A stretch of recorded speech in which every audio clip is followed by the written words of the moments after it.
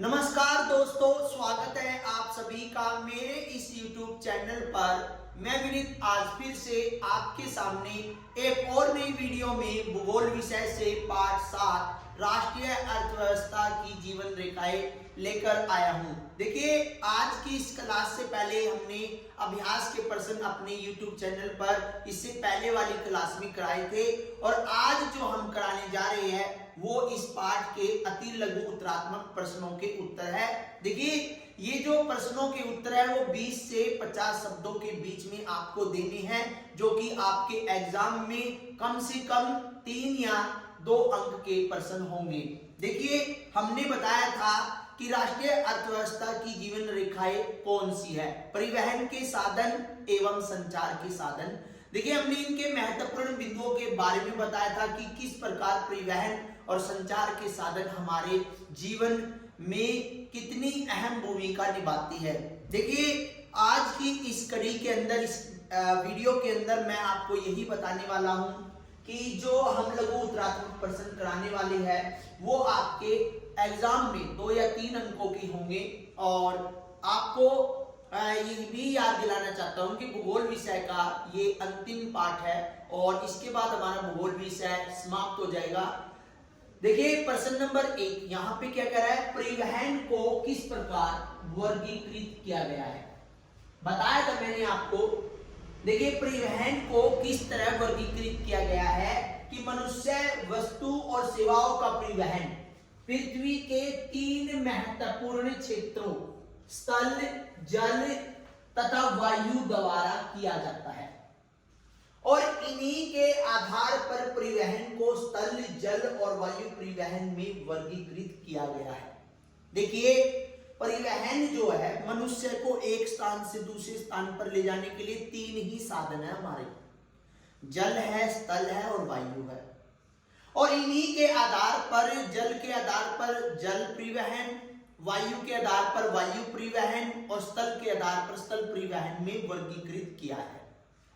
अब बात करते हैं प्रश्न नंबर 2 की कि परिवहन के 5 साधनों के नाम बताइए। देखिए, रेल मार्ग, सड़क मार्ग, जल मार्ग, वायु मार्ग, पाइपलाइन। देखिए, यहां पे हमने परिवहन के साधनों को 5 भागों में बांटा है कि किस तरह, कहां से किस तरह। देखिए, रेल मार्ग और सड़क मार्ग ये दोनों ही स्थल मार्ग के पार्ट हैं। स्वर्णिम चतुर्भुज महाराजमार्ग परियोजना पर संक्षिप्त टिप्पणी लिखिए। स्वर्णिम चतुर्भुज महाराजमार्ग, देखिए, भारत सरकार ने दिल्ली, मुंबई, चेन्नई और कोलकाता को जोड़ने वाला जो महामार्ग है उसका निर्माण किया है और इसका उद्देश्य है भारत में मेगा सिटी के मध्य की दूरी और परिवहन समय को कम करना है। इसका मेन उद्देश्य आपको समझ में आ गया होगा। यह राजमार्ग परियोजना भारत के राष्ट्रीय राजमार्ग प्राधिकरण NHAI, national highway authority of India के अधिकार में आता है। तो ये हमारा जो है दिल्ली से लेके मुंबई और चेन्नई और कोलकाता को ऐसे जोड़ता है। प्रश्न नंबर 4, उत्तर, दक्षिण और पूर्व पश्चिम गलियारों पर संक्षिप्त टिप्पणी। देखिए, उत्तर, दक्षिण और पूर्व पश्चिम गलियारों की कुल लंबाई 7300 किलोमीटर होगी और ये उत्तर में श्रीनगर को, दक्षिण में कन्याकुमारी से और पूर्व में सिलचर को, पश्चिम में पोरबंदर से जोड़ने का काम करती है। श्रीनगर उत्तर में है, कन्याकुमारी दक्षिण में है, सिलचर आपका पूर्व में है और पोरबंदर आपका पश्चिम में है। तो ये हमारा उत्तर, दक्षिणी, पूर्व पश्चिम गलियारा है। प्रश्न नंबर 5, भारत का सबसे लंबा राष्ट्रीय राजमार्ग कौन सा है और ये कहां कहां से गुजरता है। देखिए राष्ट्रीय राजमार्ग नंबर 7, नेशनल हाईवे 7 सर्वाधिक लंबा राजमार्ग है जो 2369 किलोमीटर लंबा है। यह वाराणसी को जबलपुर, नागपुर, हैदराबाद, बंगलोर, मदुरई के रास्ते कन्याकुमारी से जोड़ता है। यानी कि वाराणसी उत्तर प्रदेश में, मध्य प्रदेश में जबलपुर, महाराष्ट्र में नागपुर, कर्नाटका में हैदराबाद, मंगलोर भी कर्नाटका में, मदुरई तमिलनाडु में, और फिर कन्याकुमारी भी आपका तमिलनाडु में पाया है। तो यहां पे देखिए ये उत्तर प्रदेश से लेके कन्याकुमारी यानी कि तमिलनाडु तक फैला हुआ है। प्रश्न नंबर 6, सड़क परिवहन रेल परिवहन की अपेक्षा अधिक महत्वपूर्ण क्यों है? मैंने कई रीजन बताए थे। देखिए सड़कों का निर्माण करना आसान है, ऊपर खापड़ जगहों पर, वनों में, मरुस्थलों में, मैदान, पठार, पहाड़ी क्षेत्रों में सड़कों को बनाना काफी आसान है, लेकिन रेल की पटरियां बिछाना केवल मैदानी भागों में ही आसान है, अन्य कहीं पे नहीं बिछाई जा सकती। सभी सड़क परिवहन शीघ्र खराब होने वाली वस्तुओं को शीघ्र गंतव्य स्थान तक पहुंचाता है। कम दूरी वाला क्षेत्र भी होता है। सड़क परिवहन द्वारा सामान उद्योगों, खेतों, अन्य उत्पादन के स्थानों से उपभोक्ता के घर तक पहुंचाया जाता है सड़कों के द्वारा। देखिए सड़क जो है आसानी से हर जगह बनाई जा सकती है, रेल परिवहन आसानी से नहीं बनाया जा सकता। रेल परिवहन जो है शहर को शहर से जोड़ने का काम करती है, लेकिन ये गांव को शहर से और शहर को नगर से जोड़ने का काम करती है आपकी सड़कें। प्रश्न नंबर 7, स्वर्णिम चतुर्भुज योजना और गलियारे किन बंदरगाहों को आपस में जोड़ती है? देखिए ये मार्ग कांडला, जवाहरलाल नेहरू पतन, मार्मागावा, तूतीकोरन, चेन्नई, इंदौर, विशाखापट्टनम, पारादीप, हल्दिया पत्तनों को जोड़ेंगे और इन मार्गों की लंबाई 363 किलोमीटर होगी। देखिए प्रश्न नंबर 8, उन दो कारकों का उल्लेख कीजिए जिन्होंने उत्तरी मैदान में रेलों के सघन जाल को बढ़ावा दिया है। देखिए उत्तरी मैदान मतलब समतल भूमि है, यहाँ की भूमि समतल है, अतः रेल लाइनें बिछाना आसान है। यहाँ जनसंख्या अधिक है, इसलिए एक साथ बहुत सारे यात्रियों को एक जगह से दूसरी जगह रेल परिवहन आसानी से पहुंचा सकता है। यह औद्योगिक और कृषि विकास इसमें अधिक है। रेलवे के किन्हीं 3 क्षेत्रों के नाम उनके मुख्यालयों के नाम के साथ। देखिए उत्तरी रेलवे, इसका मुख्यालय नई दिल्ली में है। दक्षिण रेलवे, इसका मुख्यालय चेन्नई में है।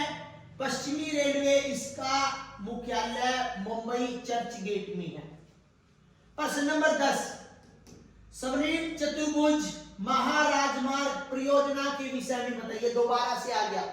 भारत सरकार ने दिल्ली, कोलकाता, चेन्नई, मुंबई व दिल्ली को जोड़ने वाली 6 लाइन वाली महामार्ग की सड़क परियोजना प्रारंभ की थी और इस परियोजना में 2 गलियारे बनाई गई थी। एक पहला उत्तर दक्षिण गलियारा जो श्रीनगर को कन्याकुमारी से जोड़ता है, और दूसरा पूर्व पश्चिम गलियारा जो सिलचर यानी कि असम में है, पोरबंदर गुजरात से जोड़ता है। इस महाराजमार्ग का प्रमुख उद्देश्य भारत के प्रमुख मेगा शहरों के बीच की दूरी और परिवहन समय को कम करना है। यह परियोजना भारत के राष्ट्रीय राजमार्ग प्राधिकरण के अधिकार क्षेत्र में आती है, national highway authority of India के अंतर्गत आती है। समझ में आया होगा, भारत सरकार ने दिल्ली, मुंबई, चेन्नई, कोलकाता को जोड़ने का काम किया इस परियोजना के तहत।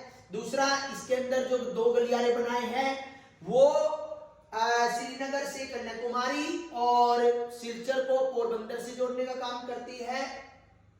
इनका मेन उद्देश्य जो है बड़ी बड़ी जो मेगा सिटी है उनकी दूरी को कम करना, परिवहन के समय को कम करना है, और ये परियोजना जो है राष्ट्रीय राजमार्ग प्राधिकरण national highway authority of India के अंतर्गत आती है। प्रश्न नंबर 11 पे आती है, राष्ट्रीय राजमार्ग और राज्य राजमार्ग में क्या अंतर है? राष्ट्रीय राजमार्ग जो विभिन्न राज्यों में से होकर देश के एक सिरे से दूसरे सिरे तक जाते हैं। राज्य राजमार्ग राज्यों की राजधानी को जिला मुख्यालय या मुख्य कार्यालयों से जोड़ने वाली सड़कों को राज्य राजमार्ग कहते हैं।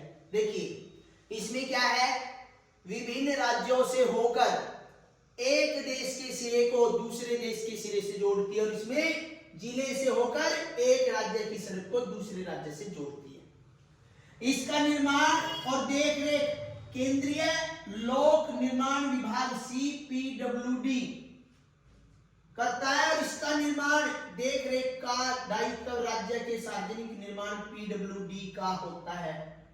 दिल्ली और अमृतसर के बीच शेरशाह सूरी मार्ग जो है इसका उदाहरण है राष्ट्रीय राजमार्ग का, और अंबाला से चंडीगढ़ तक सड़क को जोड़ने वाला राज्य राजमार्ग एक इसका राज्य राजमार्ग का उदाहरण है। अब प्रश्न नंबर 12, जिला मार्ग पर नोट लिखना है। ये सड़कें जिले के विभिन्न प्रशासनिक केंद्रों को जिला मुख्यालय से जोड़ने का कार्य करती है और इन सड़कों का रखरखाव जिला परिषद करती है। प्रश्न 13 में भारत के पूर्वी तट पर स्थित 4 प्रमुख पत्तनों के नाम बताइए। देखिए तूतीकोरन तथा चेन्नई जो कि तमिलनाडु में है, पारादीप उड़ीसा में है, विशाखापट्टनम आंध्र प्रदेश, हल्दिया और कोलकाता पश्चिम बंगाल ये पूर्व की तरफ है। जैसे मारमागांव आपका जवाहरलाल नेहरू और जो अन्य बंदरगाह है वो पश्चिमी घाट पर पश्चिमी तट पर पाई जाती है। इसके बाद एयर इंडिया और इंडियन एयरलाइंस में अंतर। देखिए एयर इंडिया अंतरराष्ट्रीय वायु सेवा प्रदान करता है, जबकि इंडियन एयरलाइंस हमें घरेलू और पड़ोसी देशों की वायु सेवा प्रदान करता है। ध्यान देने वाली बात है जिसपे एयर इंडिया लिखा होता है वो अंतरराष्ट्रीय वायु सेवा होती है, और जो इंडियन एयरलाइंस होती है वो हमें घरेलू और पड़ोसी देशों की वायु सेवा प्रदान करती है। इसके बाद प्रश्न नंबर 15, भारत के पश्चिमी तट पर स्थित 4 पत्तनों के नाम मैंने बताया था, कांडला, मुंबई और जवाहरलाल नेहरू। ये लिखा हुआ मारमा, गोवा, मंगलोर, ये हमारे पश्चिमी तट पर स्थित प्रमुख बंदरगाह है। अब यहाँ पे बात करते हैं बड़े शहरों और नगरों में डाक संचार में शीघ्रता हेतु क्या प्रबंधन किया गया है। देखिए बड़े शहरों और नगरों में डाक संचार में शीघ्रता हेतु हाल ही में 6 डाक मार्ग बनाए गए हैं। इन्हें राजधानी मार्ग, पहला राजधानी मार्ग, दूसरा मेट्रो चैनल, तीसरा ग्रीन चैनल, चौथा व्यापार चैनल, पांचवा भारी चैनल और छठा दस्तावेज चैनल के नाम से जाना जाता है। प्रश्न नंबर 17 में देखिए भारत के 2 अंतःस्थलीय जलमार्गों के नाम बताइए। बताया था मैंने गंगा नदी जलमार्ग और दूसरा ब्रह्मपुत्र नदी जलमार्ग। गंगा नदी जलमार्ग जो है इलाहाबाद से हल्दिया के मध्य 1620 किलोमीटर और ब्रह्मपुत्र नदी जलमार्ग सतिया व धुबरी के मध्य 891 किलोमीटर। प्रश्न नंबर 18, भारत के किन्हीं 4 अंतरराष्ट्रीय वायु पत्तनों के नाम बताने हैं। दिल्ली में इंदिरा गांधी अंतरराष्ट्रीय वायु पत्तन, कोलकाता में नेताजी सुभाष चंद्र बोस अंतरराष्ट्रीय वायु पत्तन, चेन्नई में मीनांकम अंतरराष्ट्रीय वायु पत्तन और मुंबई में दूसरा छत्रपति शिवाजी अंतरराष्ट्रीय वायु पत्तन। दिल्ली, मुंबई, चेन्नई, कोलकाता चारों के हमने बता दिए। इसके बाद प्रश्न नंबर 19 में व्यक्तिगत संचार और जनसंचार के साधनों में अंतर स्पष्ट कीजिए। व्यक्तिगत संचार के साधन से निजी संदेशों का आदान प्रदान किया जाता है और जनसंचार के साधन से सूचना को एक बार में कई लोगों तक पहुंचाया जाता है। व्यक्तिगत संचार के साधन पत्र, टेलीफोन, टेलीग्राम और इंटरनेट है और इसमें समाचार पत्र, रेडियो, टेलीविजन जनसंचार के प्रमुख उदाहरण हैं। इसमें अपना पर्सनल मैटर होता है व्यक्तिगत में, इसमें आपका सार्वजनिक मैटर होता है। इसके बाद प्रश्न नंबर 20, डिजिटल भारत कार्यक्रम क्या है? देखिए, डिजिटल भारत एक ज्ञान आधारित परिवर्तन के लिए भारत को तैयार करने के लिए एक विशाल कार्यक्रम है। इस कार्यक्रम का मुख्य उद्देश्य भारतीय प्रतिभा और सूचना प्रौद्योगिकी में होने वाली परिवर्तन को समझना है और तकनीक को केंद्र में रखकर बदलाव लाना है। इसके बाद प्रश्न नंबर 21, जन संचार क्या है? 2 उदाहरण दीजिए। देखिए, जिन संचार के साधनों द्वारा सूचना को एक साथ ही अनेक लोगों तक पहुंचाया जा सकता है, उन्हें जनसंचार के साधन कहते हैं। रेडियो, टेलीविजन, समाचार पत्र। इसके बाद प्रश्न नंबर 22, आजकल रेलवे इतनी महत्वपूर्ण क्यों है? यानी कि रेल परिवहन के गुण बताने आपने। देखिए, रेलवे बड़े पैमाने पर माल और यात्रियों को एक स्थान से दूसरे स्थान तक ले जाती है। दूसरा, लंबी दूरी का यात्रा के लिए रेल परिवहन सबसे अधिक सुविधाजनक है और रेल यातायात सड़क यातायात तथा वायु यातायात से काफी सस्ता है। तो इसलिए रेल परिवहन इतना ज्यादा महत्वपूर्ण है। और रेलवे प्रतिवर्ष भारी मात्रा में उर्वरकों, खाद्यान्नों, खनिज तेलों की ढुलाई करती है। इसलिए आजकल रेलों का बहुत ही ज्यादा महत्व है। इसके बाद बात करते हैं प्रश्न नंबर 23 की अनुकूल व्यापार संतुलन का क्या अर्थ है? समझाइए। देखिए, निर्यात और आयात के मध्य अंतर को व्यापार का संतुलन कहते हैं। सबसे बड़ी बात है, निर्यात और आयात के मध्य जो अंतर पाया जाता है उसको हम व्यापार का संतुलन कहते हैं। जब आयात की तुलना में निर्यात अधिक होता है तो इसे अनुकूल व्यापार कहते हैं। हमें फायदा ज्यादा होगा तो अनुकूल होगा, यदि हमें लॉस ज्यादा होगा तो प्रतिकूल होगा। प्रश्न नंबर 24, भारत के विदेशी व्यापार का संतुलन कैसा है? आयात और निर्यात के बीच के अंतर को व्यापार संतुलन कहते हैं। ये बात हमें पता है। जब निर्यात का मूल्य आयात मूल्य से कम होता है तो व्यापार का प्रतिकूल संतुलन होता है, जैसे मैंने अभी बताया। यदि निर्यात का मूल्य आयात से अधिक हो तो उसे हम अनुकूल व्यापार कहते हैं। भारत में व्यापार में निर्यात का मूल्य आयात मूल्य से कम है। क्या कहा? भारत के व्यापार में निर्यात का मूल्य आयात के मूल्य से कम है, इसलिए भारत में जो विदेशी व्यापार है वो प्रतिकूल संतुलन है। इसके बाद प्रश्न नंबर 25, भारत में वायु परिवहन में पवन हंस हेलीकॉप्टर लिमिटेड का वर्णन कीजिए। देखिए, पवन हंस हेलीकॉप्टर लिमिटेड तेल और प्राकृतिक गैस आयोग को तथा उत्तरी पूर्वी राज्यों जम्मू कश्मीर, हिमाचल प्रदेश, उत्तरांचल के दुर्लभ और अगम्य भूभागों में अपनी सेवाएं प्रदान करता है। इसके बाद कोलकाता, प्रश्न नंबर 26 में कोलकाता पतन की नियमित सफाई क्यों करनी पड़ती है? देखिए, ये तटीय पतन है, यह एक नदीय पतन है, यानी किनारे पर है या हुगली नदी के तट पर स्थित है। हुगली नदी में गाद यानी कि मिट्टी जमा हो जाती है और समुद्री जहाजों की आवाजाही बनाए रखने के लिए हुगली नदी से लगातार गाद मिट्टी निकालनी पड़ती है। इन्हीं कारणों से इनकी नियमित सफाई करनी पड़ती है। निर्यात एवं आयात में अंतर, प्रश्न 27, निर्यात किसी देश से अन्य देशों को भेजा जाने वाला सामान निर्यात कहलाता है। और आयात क्या होता है भैया? अन्य देशों से जब कोई सामान, कोई वस्तु मंगवाता है तो उसे आयात कहते हैं। प्रश्न नंबर 28, पहले दर्जे की डाक सेवा और दूसरे दर्जे की डाक सेवा में अंतर। देखिए, पहले दर्जे की डाक सेवा में पोस्ट कार्ड, लिफाफे शामिल है। इस प्रकार की डाक सेवा को हवाई सेवा प्राप्त है। दूसरे दर्जे की डाक सेवा में बंडल, पंजीकृत समाचार पत्र, साप्ताहिक समाचार पत्र आदि शामिल है। और इस प्रकार की डाक सेवा को स्थल और जल परिवहन द्वारा भेजा जाता है। इसके बाद प्रश्न नंबर 29, व्यापार किसे कहते हैं? कितने प्रकार का है? देखिए, लोगों, राज्य और देशों के बीच वस्तु के आदान प्रदान को व्यापार कहते हैं। और ये 2 प्रकार का, एक आंतरिक व्यापार और एक अंतरराष्ट्रीय व्यापार, जो हम पहले एक्सप्लेन कर चुके हैं। प्रश्न नंबर 30 जो कि अंतिम प्रश्न है, भारत की तटीय सीमा कितनी लंबी है और इसमें कितने पतन है? भारतीय समुद्री तटरेखा की लंबाई 7516.6 किलोमीटर है और इसमें प्रमुख 12 पतन है और 200 मध्यम और छोटे पतन है।